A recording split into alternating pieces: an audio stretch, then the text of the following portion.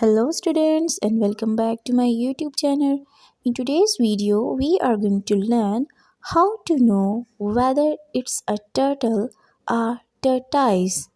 I mean, what's the difference between a turtle and a tortoise? Turtles have thinner, more water dynamic shells. Turtles live in water.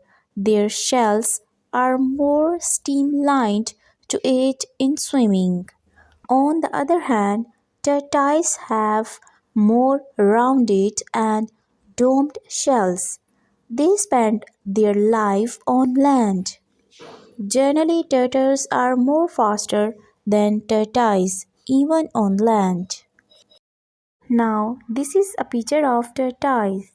As you can see, its shell is more rounded and domed.